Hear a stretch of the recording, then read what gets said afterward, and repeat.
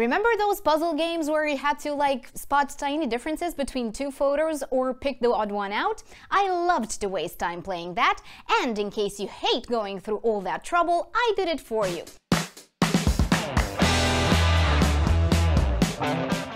Check how Google Pixel 5a measures to 4a and 4a 5G. Because hey, I think we're all looking for that extra something in our next phone. I mean, how much more can we survive just on breadcrumbs? A tiny battery upgrade here, a few more RAMs there, really now. If we have to spend $500 on something, it better make our user experience something else. Like smoother videos, crisper photos in low light, faster processing, right? So, Pixel 5a. Worth changing your 4a with it? Totally. Upgrading from Pixel 4a 5G? No way. Why would I say that? Listen. When has Google ever been particularly generous with us? Yeah, they have never disappointed when it comes to camera. No arguing that. In fact, they managed to give us amazing software tools with one lens when others were layering them out. That's their strength, and it will continue to be so. But the rest of their phones were more functional than eye-catching. And it's because Google tends to be stingy with their phones, giving users just enough to stay engaged. So, if you wanted to go from a Pixel 4a 5G to a Pixel 5a, think twice. You'll have to put these two under the microscope to spot the differences. And even then, it will be virtually impossible to do so. They're almost twins. Size, camera, battery-wise, you name it. How come? First of all, you have to know. Pixel 5a will come with 5G from the get-go. It seems Google won't bother with two versions launched separately like last year. At most, they're gonna put a 4G LTE model on some markets.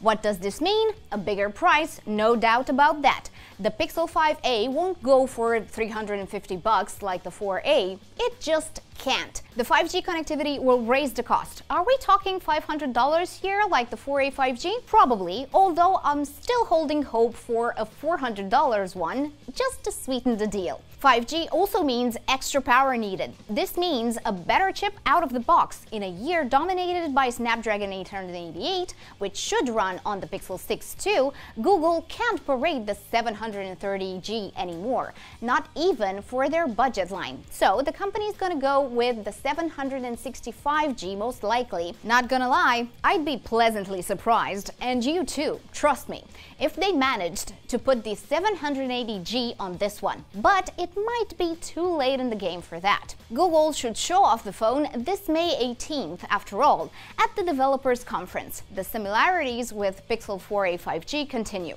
Told you they would. So, Pixel 5a should share the same screen size, 6.2 inches, which is bigger than the vanilla 4a. The same camera setup is on Google's to-do list, guys. So, two cameras, a wide and ultra-wide, are happening.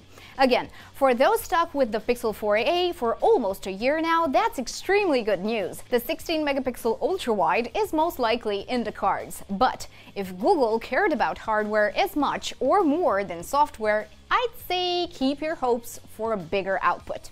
But knowing Google, they're gonna leave you to enjoy the camera features advertised so far. Of course, that's no reason for disappointment. Again, Pixel phones are really mastering the art of phone photography. EIS, better portrait shots in low light, should show up. They made it to Pixel 5 after all. Now, does this all mean the Pixel 5a is just another 4a 5G with a different name? And it's an upgrade on all fronts from the 4a? Yes and no. Life in plastic is fantastic. So, this year's budget Pixel is gonna come dressed in plastic. I don't see Google changing the back with a glass or aluminium or displacing the rear fingerprint sensor. The headphone jack is staying too. And unfortunately, I don't think Pixel 5a is gonna offer us more than 6 gigs of RAM or more than 128 gigs of storage. Such is life. But cheer up! Dust and water resistance might be in the cards. The refresh rate could also go up to, what, 120? No, don't be crazy. Just 90 Hz, guys. As for battery, that's gonna be under 4000 mAh with an 18-watt charging, most than likely. I know, that's incredibly poor. But you can always refrain from pushing the buy button and wait until October. That's when Pixel 6 will drop. And that phone could change the battery game for good. And finally, bring us the upgrades we've expected for a while now from Google. Check out the video about it to see what I mean. As for Pixel 5a, what are your thoughts? Is Google stalling with such adequate phones? Should they take more risks, or is their strategy sound? Let me know. Thanks for watching, and don't forget, subscribe and hit the bell button if you want to see more videos like this. It means the world to us. See ya, guys!